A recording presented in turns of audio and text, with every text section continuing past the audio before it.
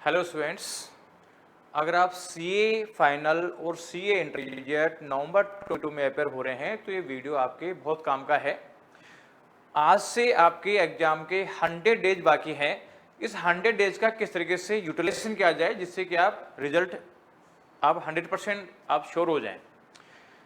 अक्सर स्टूडेंट्स ये गलती करते हैं कि वो ज़्यादा से ज़्यादा पढ़ने की कोशिश करते हैं, ज़्यादा से ज़्यादा मैटर करने की कोशिश करते हैं। वो चाहते हैं कि 100% सिलेबस कवर हो जाए, लेकिन इतना सिलेबस कवर करना आसान काम नहीं होता है।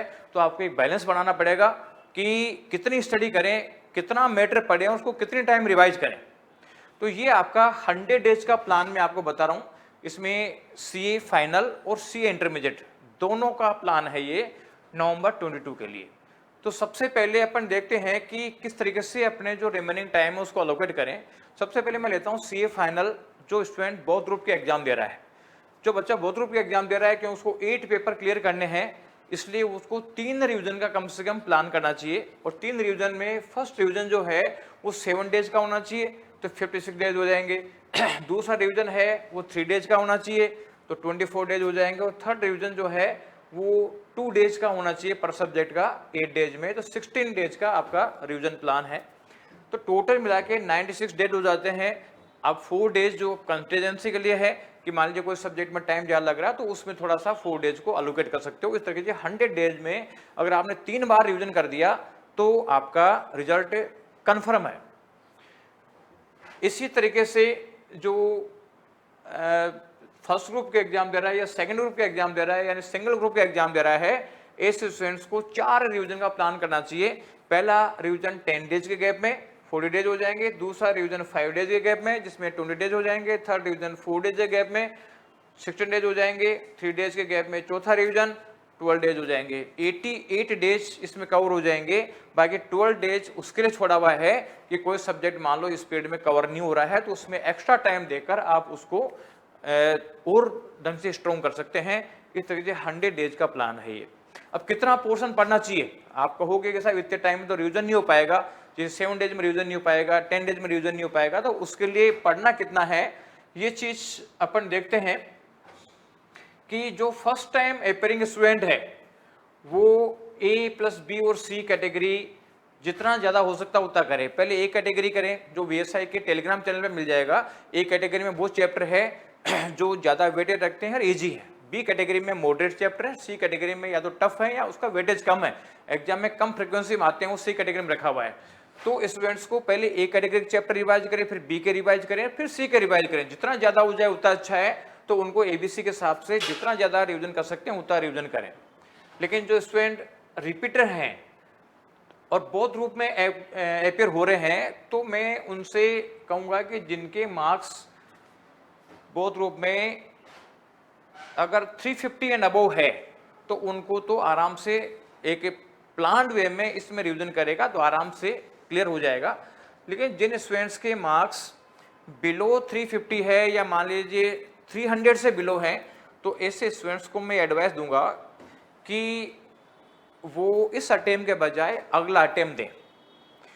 क्योंकि स्टूडेंट को लगता है कि यार मेरे 6 महीने खराब नहीं होने चाहिए, और 6 करके या अभी तो 3 महीने का गैप है, 6 करके पता चले कि साहब 10 साल निकल गई, तो ये काफी एक प्रॉब्लम क्रिएट करता है। क्योंकि जिसके मार्क्स 350 से कम है बहुत ग्रुप में, इसका मतलब है कि उसकी कंसेप्चुअल क्लैरिटी में प्रॉब्लम है, प्रेजेंटेशन और रिवीजन की प्रॉब्लम भी है। दोनों रिवीजन इतने टाइम में ठीक नहीं हो सकती। हाँ, ये कर सकता है कि जिसने दोनों ग्रुप का एग्जाम दिया और अगर उसका एक ग्रुप है उसमें मार्क्स 160 या 170 से अबव है तो वो एक ग्रुप का एग्जाम नवंबर में दे ले और उसके बाद में एक ग्रुप का एग्जाम मई में दे ले। इस तरीके का प्लान कर सकता है। लेकिन फिर भी कोई बच्चा कहता है कि नहीं साहब मैं तो दूंगा ही दूंगा, मेरा तो टाइम वेस्ट बिल्कुल भी नहीं होना चाहिए, तो ऐसे स्टूडेंट्स जिनके मार्क्स बिलो 250 है, ऐसे स्टूडेंट्स को मैं कहूंगा कि वो ए कैटेगरी पूरा कर लें और बी कैटेगरी का 50% कर लें। और इसी को अगर वो 3 बार रिवीजन कर लेंगे तो उसको ज्यादा बेनिफिट मिलेगा, क्योंकि वो जितना ज्यादा सिलेबस करेंगे उतना ही ज्यादा रिवीजन नहीं कर पाएंगे।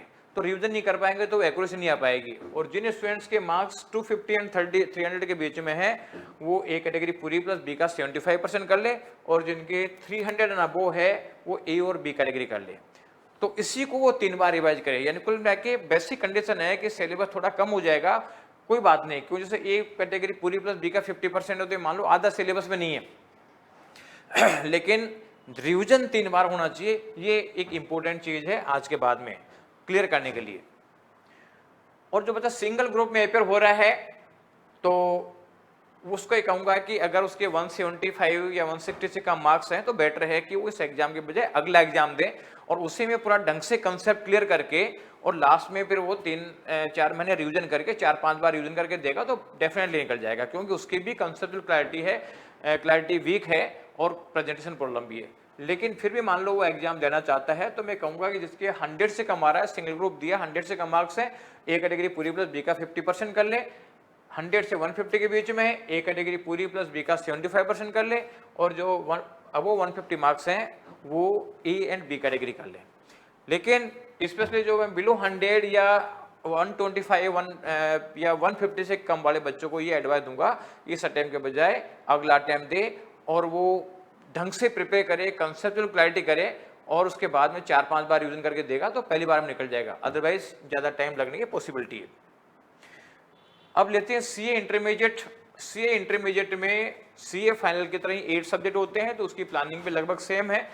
जो आपके बोथ ग्रुप है उसमें 3 डिवीजन करें, फर्स्ट डिवीजन 7 डेज के गैप में, दूसरा डिवीजन 3 डेज के गैप में, तीसरा डिवीजन 2 डेज के गैप में। इस तरीके से 96 डेज कवर हो जाएंगे। 4 डेज में कोई सब्जेक्ट जो टफ है उसको वो क्लियर कर ले तो इससे आपका पर्पस सोल्व हो जाएगा, 100 डेज कवर हो जाएंगे। जो बच्चा सिंगल ग्रुप के एग्जाम दे रहा है, सिंगल ग्रुप के डिवीजन दे रहा है तो 4 बार रिवीजन का प्लान शो करना चाहिए। फर्स्ट डिवीजन 10 डेज के गैप में, सेकंड डिवीजन 5 डेज के गैप में, थर्ड डिवीजन 4 डेज के गैप में और लास्ट डिवीजन 3 डेज के गैप में। इस गैप में आप तैयारी करके देते हो तो 88 डेज हो जाएंगे, 12 डेज का टाइम बचता है। 12 डेज में आप और तरीके से करके कोई बैकलॉग रह जाता है, कोई सब्जेक्ट टफ है, उसको कवर करके और आप 100 डेज पूरा कर सकते हैं। अब मैटर कितना पढ़ना है तो वो इस चीज पे डिपेंड करता है कि फर्स्ट टाइम पेपर हो रहा तो वो तो ज्यादा पढ़े, लेकिन पढ़े एबीसी कैटेगरी के हिसाब से, पहले ए कैटेगरी फिर B category and then C category, जो वीएसआई के टेलीग्राम चैनल पे अवेलेबल है कि कौन से इंपॉर्टेंस के अकॉर्डिंगली बनाई हुई है ये।